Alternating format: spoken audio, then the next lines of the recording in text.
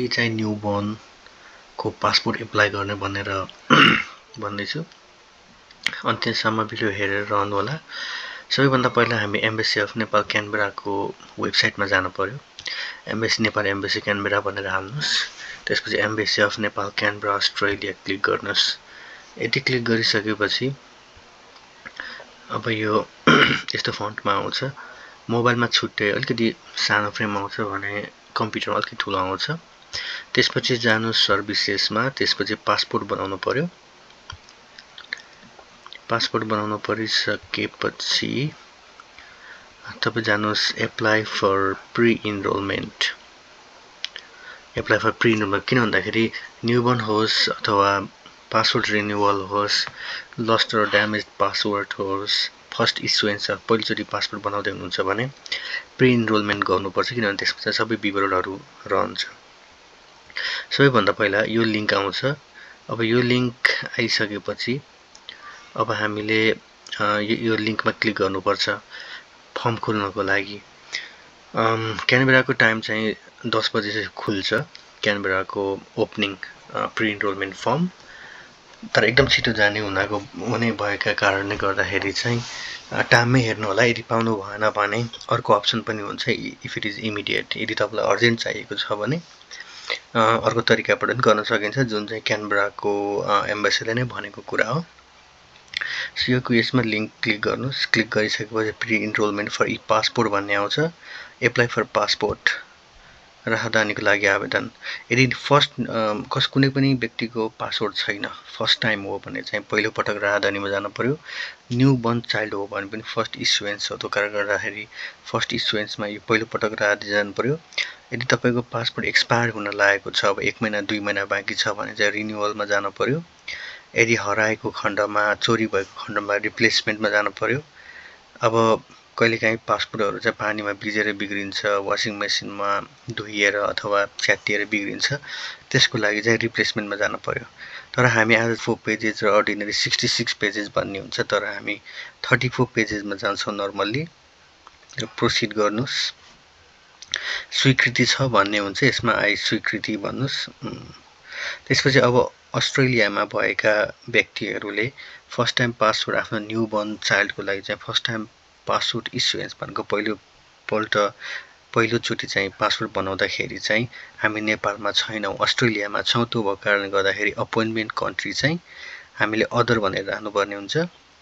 अनि appointment location चाहिँ अब एनई क्यानबेरा भनेर हुन्छ, किनभने हाम्रो यहाँको एम्बेसी क्यानबेरामा भएको कारणले गर्दाखेरि चाहिँ क्यानबेरा भनेर हाल्नुस्। ल चुज द नियरेस्ट लोकेसन भनेर आउँछ यहाँ इनरोलमेन्ट सेन्टर। तर यो अहिलेको मन्थ भनेको मार्च हो। एभ्री टाइम नेक्स्ट मन्थमा चाहिँ डेटहरू एभाइलेबल हुन्छ, तर देयर आर नो एभाइलेबल स्लट्स भनेको कारणले गर्दाखेरि चाहिँ अब बच्चाहरूको चाहिँ पासपोर्ट चाहिँ हामीले भिजा पर्पसको लागि बसेर अस्ट्रेलियाकै हुनुपर्ने होइन, त्यो पर्दैन। किन भन्दाखेरि हामी अपोइन्टमेन्ट टाइम कुरेर बस्नु पर्दैन। यो बेसिकली न्यूबोर्न चाइल्डको केसमा चाहिँ, किन भन्दाखेरि हामी फिजिकली प्रेजेन्ट हुनु पर्दैन न्यूबोर्न चाइल्ड लिएर एम्बेसीमा क्यानबेरामा। सिधै हामीले पोस्टेज गरेर चाहिँ पठाइदिँदा हुन्छ। त्यो भएको कारणले गर्दाखेरि हामीले जुन चाहिँ देशको अपोइन्टमेन्ट टाइम लिए नि हुन्छ। तर एडल्टहरूको हकमा चाहिँ रिन्यू गर्नु छ भने चाहिँ क्यानबेराको टाइम नै लिनुपर्छ पहिलो कुरो। यदि 2-3 महिना टाइम छ, आफूसँग पासपोर्ट एक्सपायर हुने टाइम बाँकी छ भने, यदि एकदमै पासपोर्ट एकदमै छिटो चाहिएको छ, 1 महिनामा सकिन लागेको छ, if you are travelling to other country, तपाईलाई पासपोर्ट नहुने छ भने चाहिँ तपाईले कुनै देशको चाहिँ इनरोलमेन्ट यसरी टाइम बुक गर्न सक्नुहुन्छ। र फिजिकल्ली चाहिँ एडल्टहरू चाहिँ प्रेजेन्ट गर्नुपर्छ अगाडि। त्यसपछि फर्दर क्यानबेराको वेबसाइटमा चाहिँ कन्सल्ट गर्नु होला, त्यहाँ लेखिएको छ। मैले अहिले न्यूबोर्न चाइल्डको हकमा चाहिँ 10 बजे अर्को देशको गरेँ।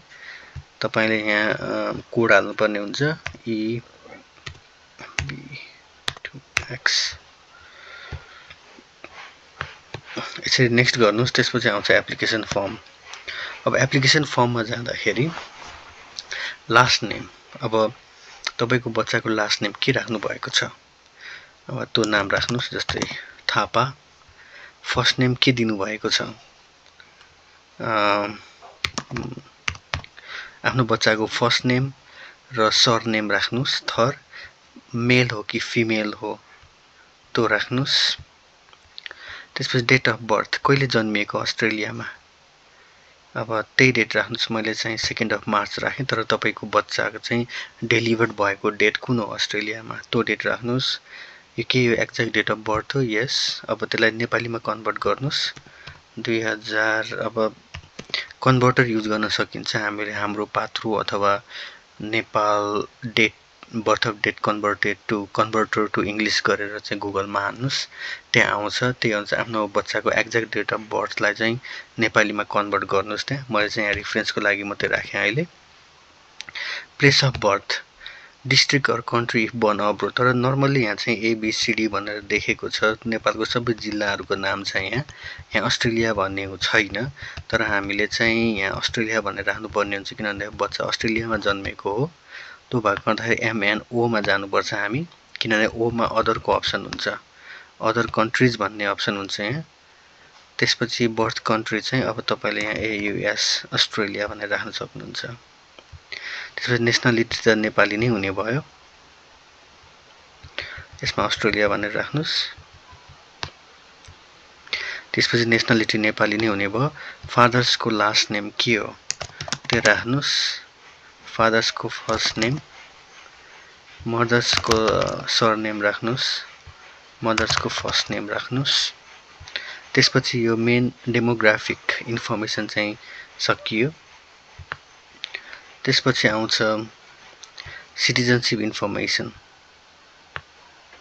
Citizenship information normally national identity number बच्चाको आइडेन्टिटी नम्बर छैन किनभने भर्खर जन्मेको बच्चा हो र उनीहरुको सिटिजनशिप नम्बर पनि छैन किन भन्दाखेरि उनीहरु भर्खर जन्मेको बच्चा हो र नेपालमा जन्मेको हैन यस्तो खण्डमा चाहिँ यो सिटिजनशिप नम्बरमा चाहिँ तपाईको कुन चाहिँ राज्यमा बच्चा जन्मिएको न्यू साउथ वेल्स हो कि भिक्टोरिया हो कि तपाईको क्वीन्सल्यान्ड हो कि डार्विन त्यो आफ्नो राज्यबाट चाहिँ तपाईले चाहिँ बर्थ सर्टिफिकेट एप्लाई गर्नुपर्ने हुन्छ आफ्नो बच्चाको र त्यो बर्थ रेजिस्ट्रेसन एप्लाई गरिसकेपछि त्यो हस्पिटल प्याकमा आउँछ र त्यसमा तपाईलाई लिंक दिएको हुन्छ एप्लाई गर्नको लागि तपाईले एप्लाई गर्नुपर्छ र तपाईको बर्थ सर्टिफिकेट आफ्नो राज्यबाट आइसकेपछि त्यहाँ माथिपट्टि राइट ह्यान्ड साइडको टपमा चाहिँ रेजिस्ट्रेसन नम्बर हुन्छ त्यो रेजिस्ट्रेसन नम्बर राख्नुपर्ने हुन्छ तपाईले त्यो registration number same registration number copy गरेर यो सिटिजनशिप नम्बरमा राख्नुस् त्यो भनेको बच्चाको बर्थ सर्टिफिकेट नम्बर हो यो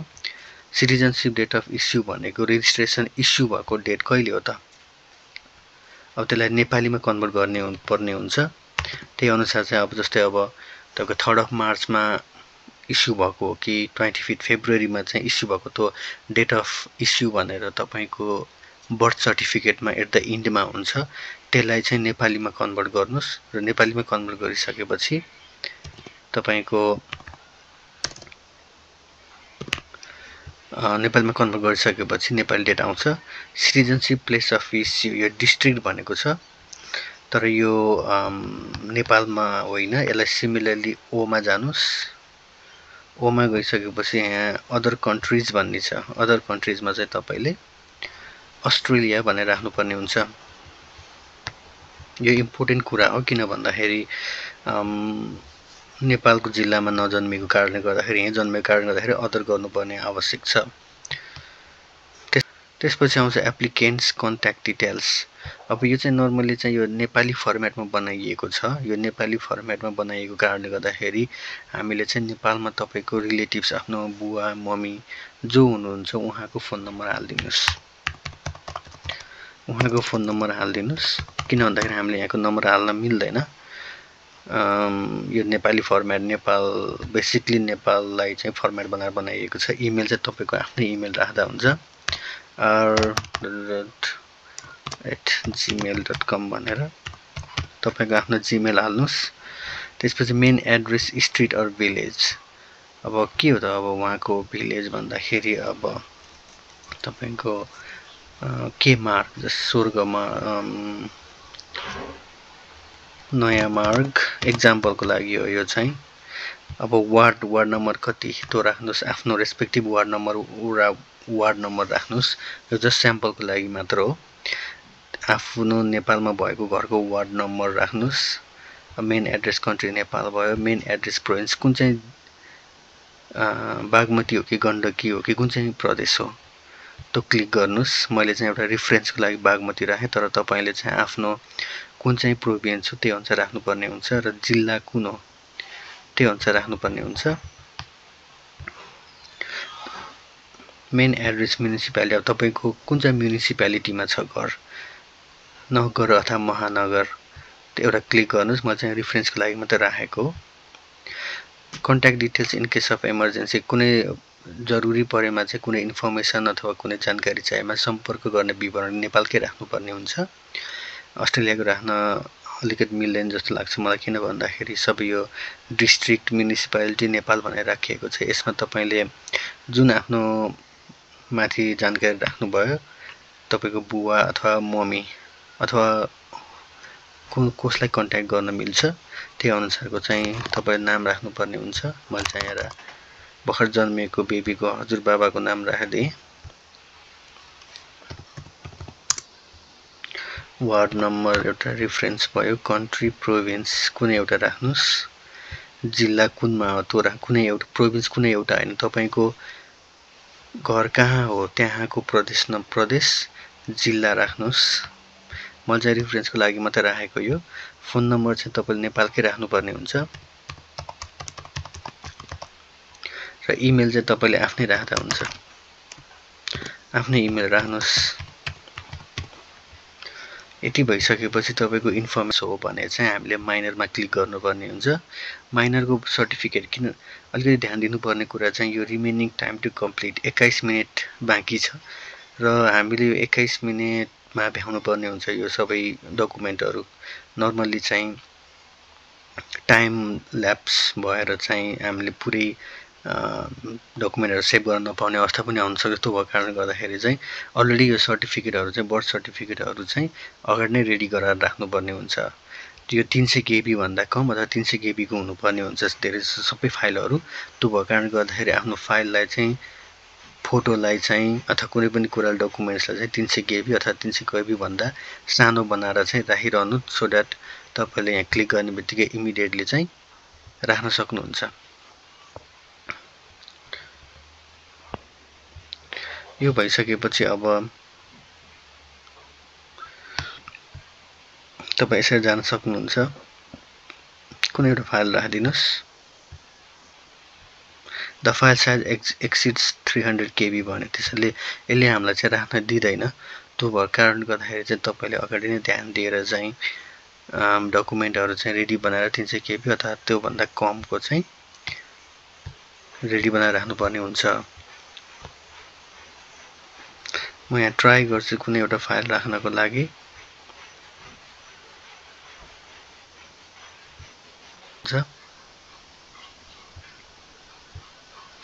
नेक्स्ट गर्नुस्। नेक्स्ट गरिसकेपछि अब तपाईको यहाँ इन्फर्मेसनहरु आउँछ, डेमोग्राफिक इन्फर्मेसनहरु। अब चेक गर्नुस् एकचोटी सबै कुरा। Last name, first name, gender, date of birth सबै कुराहरु चेक गरिसकेपछि citizenship information, birth registration certificate number हो यो। त्यसलाई नेपालमा कन्भर्ट गर्दाखेरि कुन हुन्छ डेट, अस्ट्रेलिया राख्न नबिर्सिनुस्। त्यसपछि सबै कुराहरु चाहिँ डिटेल्स भरिसकेपछि तपाईको यहाँ क्याप्चा हाल्नुपर्ने हुन्छ। अलिकति बुझिन र मैले चेन्ज गरे EL1QR यो गरिसके रङ कोड भन्यो यसले। यदि तपाईलाई कुनै पनि इन्फर्मेसनहरु चाहिँ रङ लागेको जस्तो लाग्छ भने चाहिँ कमेन्ट्सहरु चेक गर्नुस्। यदि तपाईलाई चाहिँ यदि कुनै पनि इन्फर्मेसन रङ जस्तो लाग्छ भने यहाँबाट एडिट गर्न सकिन्छ। यसरी क्लिक गरेर एडिट गर्न सकिन्छ। यदि ठीक छ अनि चेन्ज गर्नुस् र अपडेट गर्नुस्। यदि सबै कुरा ठीक छ जस्तो लाग्छ भने यो कोड हाल्नुस्।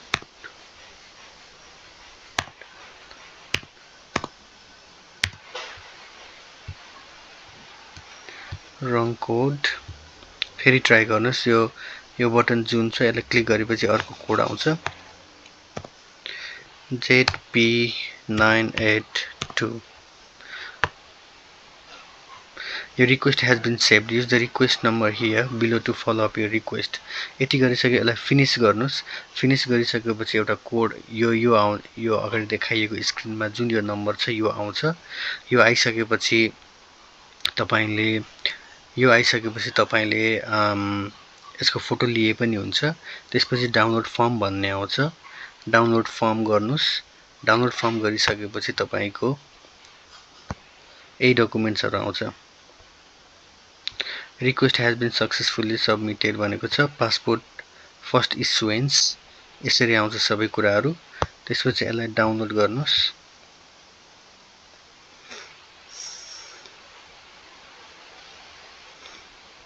यसै डाउनलोड गरिसकेपछि ओपन गर्नुस्. हो यो मेन हामीलाई चाहिने भनेको यो फर्म हो. यो फर्म चाहिँ तपाईले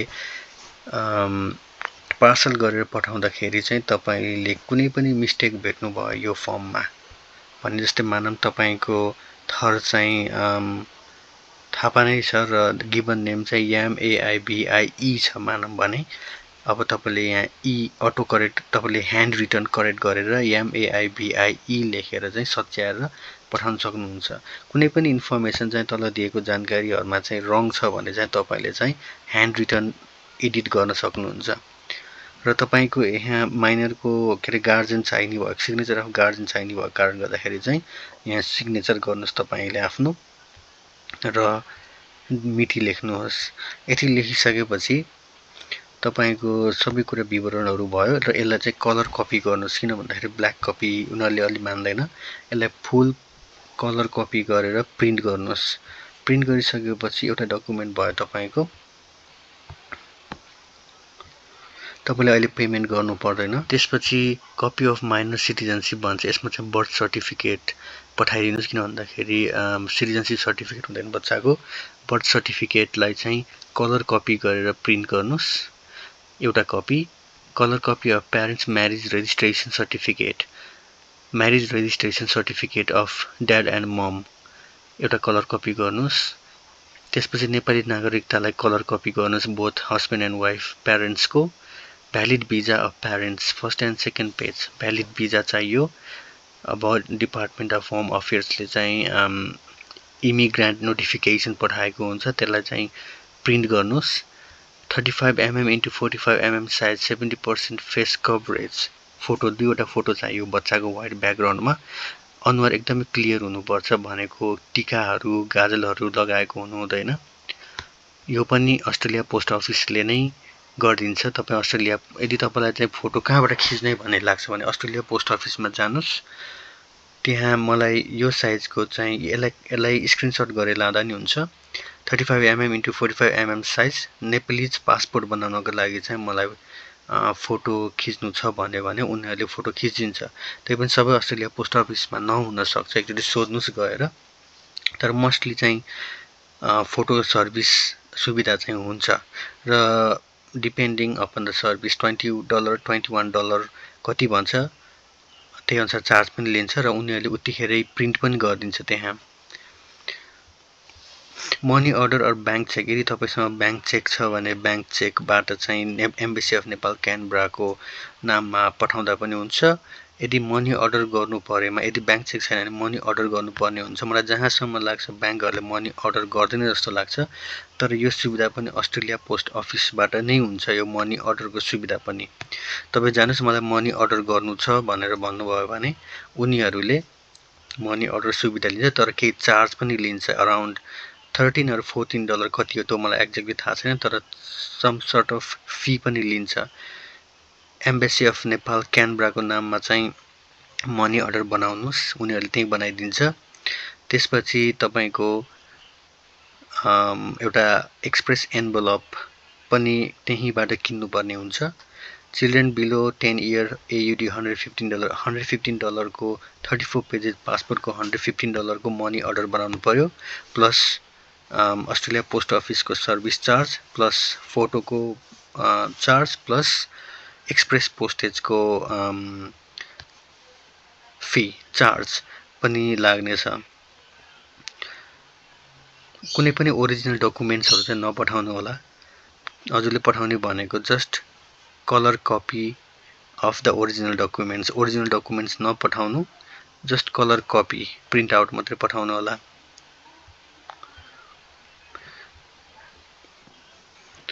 तपाईले अस्ट्रेलिया पोस्ट अफिसमा गइसकेपछि दुईवटा फोटो र प्रिफिल्ड फर्म, बर्थ सर्टिफिकेट को कपी, म्यारेज रेजिस्ट्रेसन सर्टिफिकेट को कपी, नागरिकताको copy, both parents, valid visa को कपी, दुईटा फोटो बच्चाको, money order from Australia post office, यी सबै कुराहरू गरिसकेपछि तपाईले एउटा एक्सप्रेस इन्भेलोपमा हाल्दिसकेपछि उनीहरूले तपाईलाई ट्र्याकिङ नम्बर दिन्छ।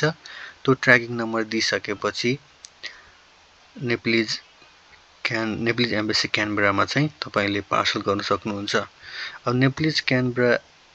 नेप्लिज एम्बेसी क्यानबराको लागि उहाँहरुको वेबसाइटमा हेर्नु होला कुन चाहिँ पोस्ट बक्समा चाहिँ पठाउने भनेर यहाँ हुनुपर्छ जस्तो लाग्छ मलाई। कन्ट्याक्ट एम्बेसी अफ नेपाल, त्यसै पोस्टल उनीहरुको पोस्टल एड्रेस चाहिँ एम्बेसी अफ नेपाल हो। Embassy of Nepal, PO box number 1070 Mawson ACT 2606, telephone number. एकचोटि फेरि कन्फर्म गर्नु होला आफ्नो एम्बेसीसँग पोस्टल एड्रेस के हो भनेर। त्यही अनुसार चाहिँ सेन्डर एन्ड रिसिभरको डिटेल्सहरु हाल्नुपर्ने हुन्छ र पोस्टल एड्रेस नेप्लिज एम्बेसी क्यानबरामा चाहिँ पठाइदिनुस्। यति गरिसकेपछि तपाईको डकुमेन्ट्स कम्प्लिटेड भयो।